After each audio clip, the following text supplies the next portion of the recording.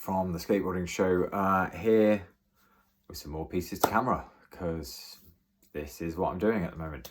So, right, okay, actually, yeah, and this piece to camera is about the idea that I'm doing these pieces to camera, and that I'm aware that they might seem a bit odd, and they might be a bit egotistical, and there might be all manner of things going on. And I said in the very first video of this sort of style that I'm doing that, yes, I have narcissistic personality traits.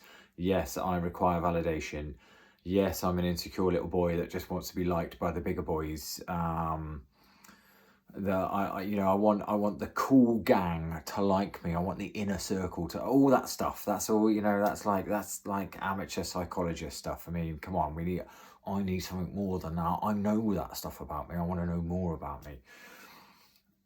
But so if you're thinking, well, it's really obvious why you're doing this stuff, because you're just really insecure and you need everyone to validate you. But yeah, it's really obvious. What? Come on, give me something more than that.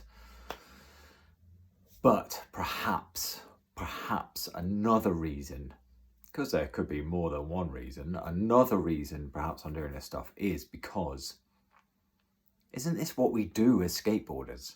Isn't this part of the amazingness of skateboarding?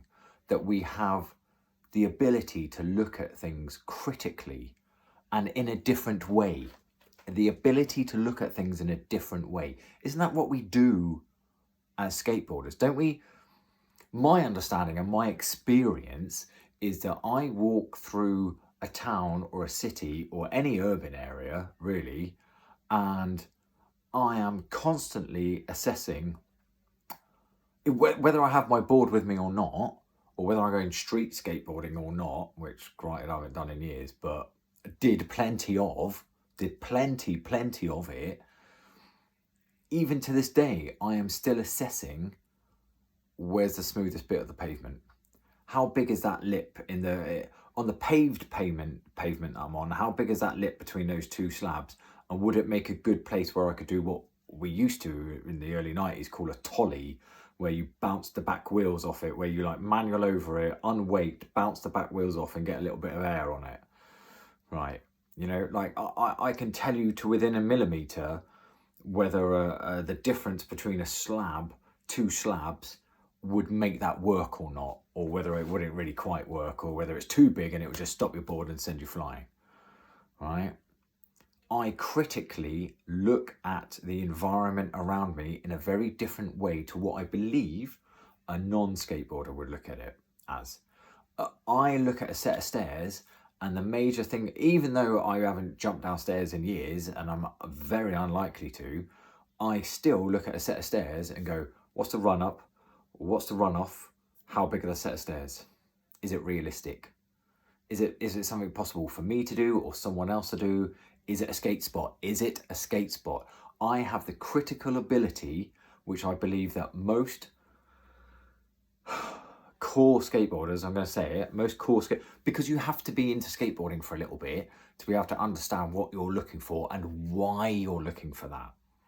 Most core skateboarders have the ability to critically look at the environment around them and see if they can repurpose it, and see if they can look at it with a different frame, and see if they can look at it through different lenses, see if they can look at it and look at it from a different perspective and go, that's not just a set of stairs to walk around the city, that is a potential skate spot that we could sesh, that we could go there and we could manifest our tricks. We could go there and use that as part of the question of what am I going to do with me, my skateboard, and the environment around me. And that particular bit of environment would work really well to answer that set of questions.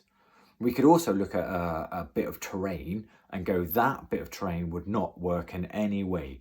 It's too rough, there's too much gravel, the cobbles are too close together, we won't be able to land and get any speed, we won't be able to take off from there.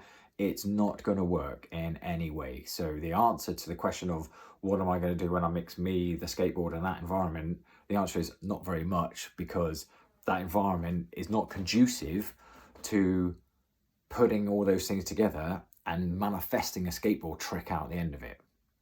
All right.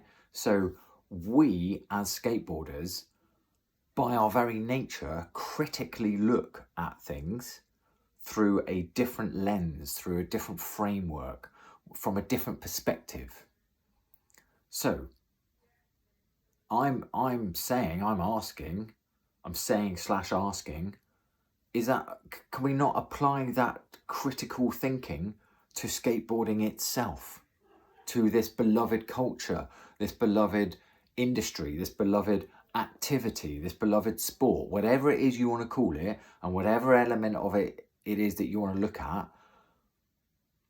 We, by our very nature, are people who look at things in a different manner and in a different way. Not better or worse, and I'm not judging anyone for skateboarding or not skateboarding, okay? I'm making an observation. That's what we do as skateboarders. We make an observation. Even within a skate park, we're making an observation. We don't all have the same observation. 5 different people, 5 different skateboarders might interpret the same skate park in 5 different ways. You only need to look at what's happening in Dubai. I mean, this is the 1st of March, 2024. Right now, the World Skate Championships or some sort of World Skate competition is happening in Dubai. And at the moment, it looks like the park stuff is going off, okay? One park, it does not change. It stays objectively the same. Each different skateboarder has got a whole bunch of different lines and a different way that they're approaching that, because they've all gone there and they've critically looked at it and they've employed self-awareness about what they can do.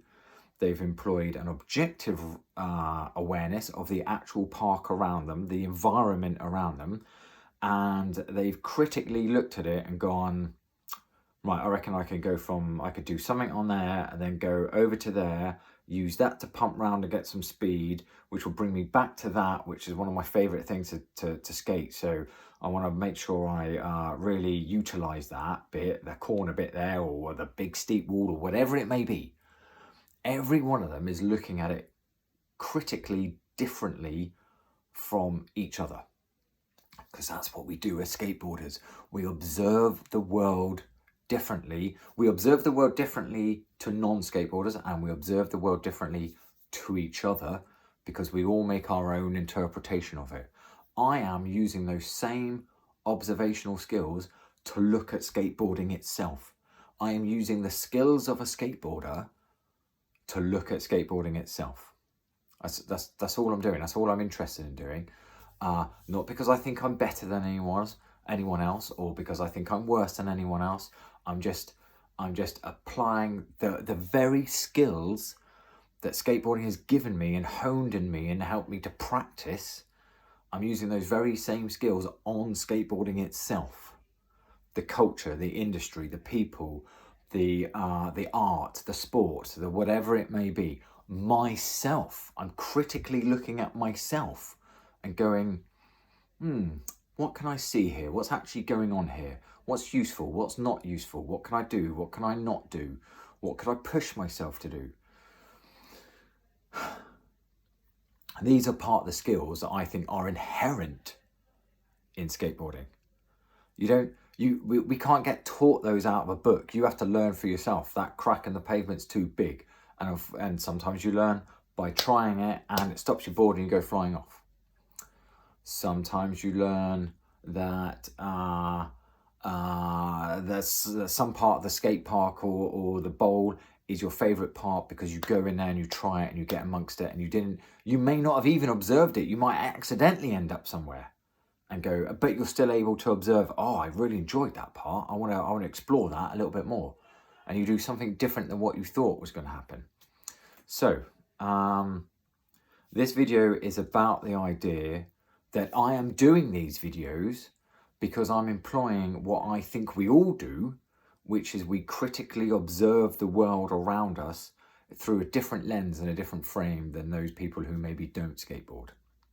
And of course this applies, to maybe there's other urban sports that look at the world differently, of course, but I'm only here talking about skateboarding.